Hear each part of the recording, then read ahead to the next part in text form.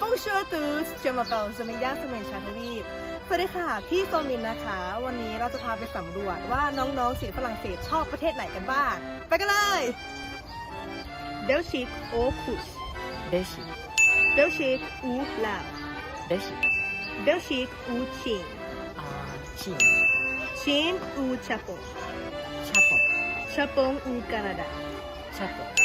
ชาปงอูเซตัสนี Japon, ชาปงอูเอสปาน Japon,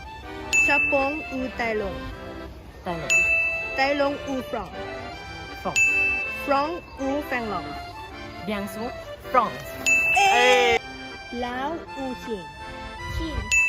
ชินอูชาปง Japon, ชาปงอูแคนาดา Japon, ชาปงอูเซตัสนี Japon, ชาปงอูเบลชิก Belgique, เบลชิกอูครุส Belgique, เบลชิกอูไตลง Thaïlande, ไตลงอูแฟงหลง Thaïlande, ไตลงอูฟรอง France, ฟรองอูเอสปาน Espagne,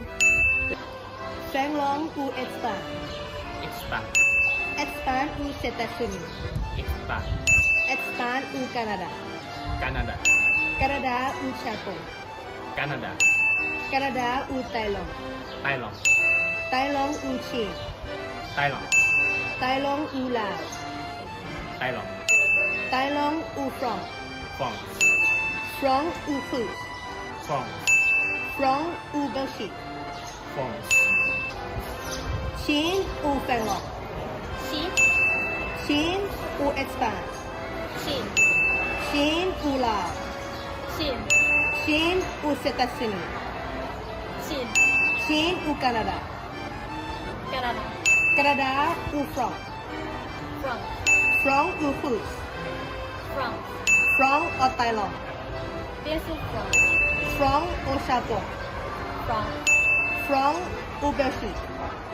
France, Thaïlande ou Espagne, Espagne, Espagne ou Belgique, Belgique, Belgique ou Russe, Corse,